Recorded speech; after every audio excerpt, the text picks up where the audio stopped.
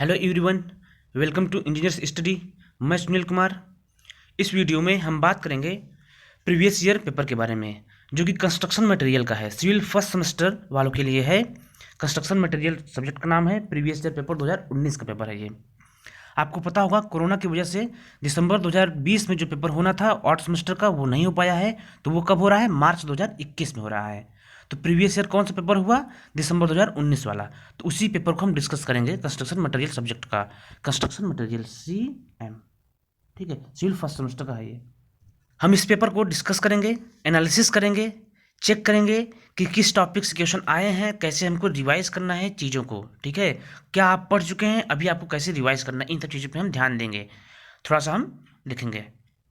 आपका semester exam 12 मार्च से start है। हम उम्मीद करते हैं कि आप अपनी प्रिपरेशन अच्छे से कर रहे होंगे और अपने हेल्थ का भी ध्यान दे रहे होंगे। ध्यान दीजिएगा कि आपका जब तबीयत ठीक रहेगा तभी आप अच्छे से स्टडी कर पाएंगे। आइए, इस पेपर में 5 क्वेश्चन आएंगे। कंस्ट्रक्शन मटेरियल का पेपर है। पहले आप जान लीजिए कि 50 नंबर का होगा पेपर। मैक्सिमम मार्क्स इसमें 50 नंबर का होगा। 5 क्वेश्चन आएंगे, एक क्वेश्चन 10 नंबर का होगा। 2.5 घंटे में करना है आपको। 2.30 आवर्स में इसको करना है। ठीक है, अब देखिए, सभी क्वेश्चन में 3 पार्ट होंगे, मतलब 5 क्वेश्चन करने हैं। पांचों क्वेश्चन में 3-3 पार्ट होंगे, जिसमें से 2-2 क्वेश्चन करना है। इसका मतलब आपका एक क्वेश्चन 5 नंबर का हो गया। जैसे आप फर्स्ट क्वेश्चन को देखें, अगर फर्स्ट क्वेश्चन को देखें तो फर्स्ट क्वेश्चन में 3 सेक्शन दिया है, 3 पार्ट दिया है। तीनों पार्ट्स में से किन्हीं 2 को आपको करना है, या इसको कर लें, मतलब किन्हीं 2 को आपको करना है। और उसका एक क्वेश्चन का 5 नंबर होगा, मतलब ये 10 क्वेश्चन 10 नंबर का, मतलब ये 10 नंबर का हो गया। फर्स्ट क्वेश्चन 10 नंबर का। ऐसा ही आपका कौन सा है? दूसरा क्वेश्चन ये 10 नंबर का, तीसरा क्वेश्चन ये 10 नंबर का, चौथा क्वेश्चन ये 10 नंबर का, पांचवा क्वेश्चन ये 10 नंबर का। ठीक, ऐसे आपको 10 नंबर के एक क्वेश्चन करने हैं। पहले क्वेश्चन को देखते हैं। पहले क्वेश्चन में अ पार्ट को अगर देखें तो भवन निर्माण हेतु इमारती पत्थर की उपयोगिता को संक्षेप में उल्लेख करें। इसका मतलब देखिए, आप इंग्लिश में लिखते हैं कि हिंदी में लिखते हैं, इससे कोई दिक्कत नहीं है। पेपर आपको इंग्लिश हिंदी दोनों लैंग्वेज में मिलेगा। आप देख रहे हैं यहाँ लिखा है हिंदी अनुवाद, इसका मतलब इसका इंग्लिश अनुवाद भी होगा। इंग्लिश वर्जन में भी आता है और हिंदी वर्जन में भी आता है, इसलिए आपको परेशान नहीं होना है। आपके लिए हम हिंदी वाला डिस्कस कर रहे हैं, इंग्लिश में भी हम इसको बोल देंगे पूरे क्वेश्चन को। तो आप ध्यान से सुनिएगा। हिंदी में आप देखिए, भवन निर्माण कार्य हेतु इमारती पत्थर की उपयोगिता को संक्षेप में उल्लेख करें। इसको आप इंग्लिश में कहेंगे, right various use of stone age building material. Various uses of stone age building material. इस क्वेश्चन को आप इंग्लिश में ऐसे बोल सकते हैं। सेकेंड क्वेश्चन को देखें, अच्छे इमारती पत्थर की विशेषताओं का वर्णन करें। अच्छे इमारती पत्थर की विशेषताओं का वर्णन करें। In English, what are qualities of good building stones. Third part देखें अगर, तो पत्थर की गढ़ाई, मतलब ड्रेसिंग ऑफ स्टोन्स। पत्थर की गढ़ाई का क्या तात्पर्य है? इनमें विभिन्न प्रकारों का उल्लेख करें। अब ड्रेसिंग ऑफ स्टोन के बारे में बताना है। इसका अगर इंग्लिश में ट्रांसलेट करें तो होगा, what is meant by dressing of stone, describe its various varieties. इसको आप देख सकते हैं।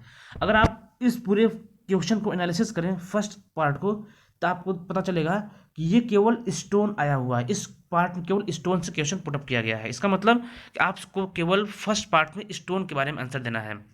ऐसे ही सेकंड क्वेश्चन को देखें तो ईंट के बारे में पूछा है। थर्ड क्वेश्चन को देखें तो सीमेंट के बारे में पूछा है। फोर्थ क्वेश्चन को देखें अगर, तो इसमें टिम्बर के बारे में पूछा है, मतलब कि लकड़ी प्रकाष्ठ के बारे में पूछा गया है। और फिफ्थ क्वेश्चन को देखें, प्लास्टिक और पेंट के बारे में पूछा गया है। इसका मतलब आप किसी सेक्शन को, किसी पार्ट को स्किप नहीं कर सकते। आप ये नहीं सोच सकते हैं कि यार हम टिम्बर नहीं पढ़ेंगे।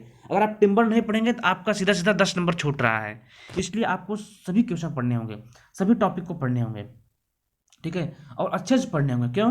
क्योंकि उस टॉपिक से एक क्वेश्चन आपका कंप्लीट हो रहा है। देखिए, 5 क्वेश्चन करना है। मान लीजिए आप स्टोन पढ़े ही नहीं है, पूरा पूरा स्टोन नहीं पढ़े हैं, आप क्लास नहीं कर पाए थे, छूट गया, जो भी है आप नहीं पढ़ पाए हैं, तो आप इसमें से कोई एक क्वेश्चन कर पाएंगे? नहीं कर पाएंगे। क्यों? क्योंकि आप पढ़े ही नहीं है। इसलिए आपको पूरा क्वेश्चन पढ़ना है, पूरा टॉपिक पढ़ना है। अब ये ध्यान देना है, अगर मान लीजिए आप क्लास नहीं किए हैं, नहीं पढ़ पाए हैं, तो आपको इंपॉर्टेंट क्वेश्चन जरूर पढ़ने हैं। इंपॉर्टेंट क्वेश्चन कौन से होते हैं? जो प्रीवियस ईयर में। आपको बता दें कि इस चैनल पे कंस्ट्रक्शन मटेरियल के सभी टॉपिक के वीडियो ऑलरेडी अवेलेबल हैं, लेक्चर अवेलेबल हैं, आप उसको देख सकते हैं। में भी आप किसी कारणवश आप क्लास नहीं कर पाए हैं तो आप लेक्चर को देख के अपने एग्जाम की तैयारी कर सकते हैं, जिसमें आप रॉक को पाएंगे, सीमेंट पाएंगे, ब्रिक पाएंगे, पेंट पाएंगे, वर्निसेस, प्लास्टिक, सब कुछ पा जाएंगे। मतलब कंस्ट्रक्शन मटेरियल के सभी लेक्चर आपको मिल जाएंगे इस चैनल पे, तो आप वहाँ से भी अपनी एग्जाम की तैयारी कर सकते हैं। आ चुके हैं, आप उसी को देखिए। यहाँ पे क्वेश्चन रिपीट होते हैं, ये आप ध्यान दीजिएगा, क्वेश्चन बहुत रिपीट होते हैं, इसलिए आप प्रीवियस ईयर सॉल्व पेपर जरूर सॉल्व करिएगा, ठीक है। आइए बात करते हैं सेकेंड क्वेश्चन को। सेकेंड क्वेश्चन में है, ईंट निर्माण हेतु किस प्रकार की मृदा सर्वाधिक उपयुक्त है। इसका मतलब which clay will be best for brick manufacturing, English में, ठीक है। तो इसके बारे में आप बताएंगे। दूसरा क्वेश्चन है, ईंट की गुणवत्ता हेतु किए जाने वाला परीक्षण, test for good quality brick, जो ब्रिक की क्वालिटी होती है उसके लिए कौन कौन सा आप टेस्ट करते हैं उसकी बात यहाँ पे करना है। थर्ड क्वेश्चन को देखें अगर, तो टिप्पणी लिखना है, ईंट निर्माण हेतु विभिन्न चरणों का वर्णन करें। ईंट मृदा ब्रिक अर्थ में हानिकारक तत्व, इसका मतलब ईंट निर्माण हेतु विभिन्न चरणों का वर्णन करें। जब आप ईंट को बनाते हैं, मैन्युफैक्चर करते हैं ईंट को, तो उसमें लिए कौन कौन से स्टेप आते हैं, कौन कौन से स्टेप को आप फॉलो करते हैं उसके बारे में यहाँ पे बताना है। In English, different steps for manufacturing of brick. Next question देखें अगर, इसमें है ईंट मृदा में हानिकारक तत्व, इसका मतलब harmful ingredient in brick earth. Brick earth में कौन कौन से इंग्रेडिएंट ऐसे हैं जो हार्मफुल होते हैं उसके बारे में यहाँ पे बताना है। थर्ड क्वेश्चन की बात करें, थर्ड क्वेश्चन में देखिए दो पार्ट करना है।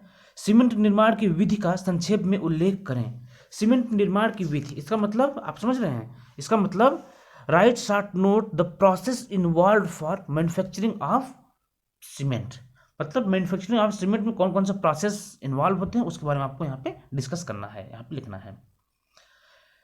तीसरे का बी पार्ट अगर देखें, सीमेंट की गुणवत्ता के परीक्षण हेतु स्थलीय परीक्षण एवं प्रयोगशाला परीक्षण का उल्लेख करें।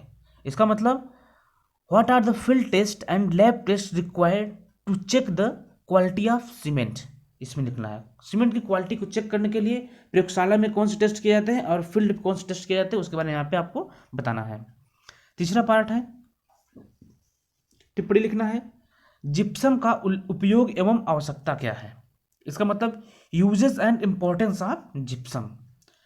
इसी में दो पार्ट है, सीमेंट का प्रारंभिक एवं अंतिम रूप में जमने का समय, initial and final setting time of cement के बारे में आपको लिखना है। तो ये 2.5 नंबर का, ये 2.5 नंबर का है, तो आपको इसमें थोड़ा थोड़ा इसकी इंपॉर्टेंस, इसके बारे में बताना है आपको। फोर्थ क्वेश्चन को देखें अगर, ये पूरा पूरा क्वेश्चन पूछा गया है टिम्बर से। फोर्थ क्वेश्चन पूरा टिम्बर से है। इसमें देखिए, प्रकाष्ठ की पकाई का संक्षेप में उल्लेख करें। सीजनिंग ऑफ टिम्बर, जिसको आप लोग क्या कर सकते हैं इंग्लिश में, right briefly regarding the seasoning of timber. Seasoning of timber के बारे में आप बताइए। बी पार्ट है, अच्छे प्रकाष्ठ की क्या विशेषताएं हैं, गुड टिम्बर। इसका मतलब qualities of good timber, qualities of good timber के बारे में आपको बताना है। ये 5 नंबर में लिखना है, ध्यान दीजिएगा। थर्ड, प्लाईवुड क्या है, इसके उपयोग के लाभ का उल्लेख करें। What are plywood, mention their advantage. Plywood क्या होता है और इसके एडवांटेज क्या क्या होते हैं इसके बारे में आपको बताना है यहाँ पे 5 नंबर में। फिफ्थ एंड लास्ट क्वेश्चन है, 2 पार्ट करना है इसमें। प्लास्टिक के गुणधर्म का उल्लेख कीजिए। In English, properties of plastic, detail about properties of plastic.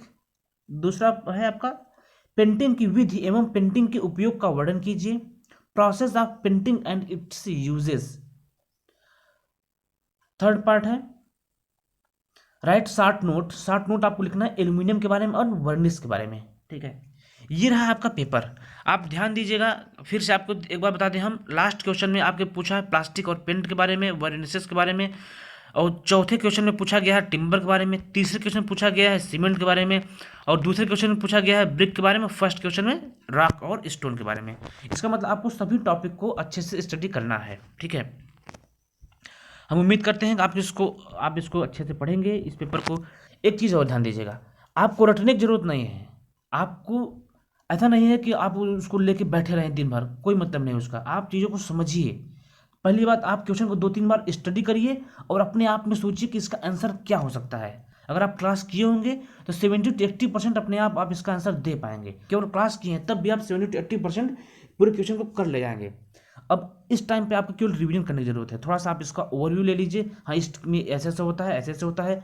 जहाँ आपको आवश्यकता पड़े वहाँ पे आप हेडिंग दीजिए, फिगर बनाइए। हेडिंग फिगर को आप मेंशन जरूर करिएगा। फिगर रहेगा तो बहुत अच्छा रहेगा, हेडिंग रहेगा तो बहुत अच्छा रहेगा।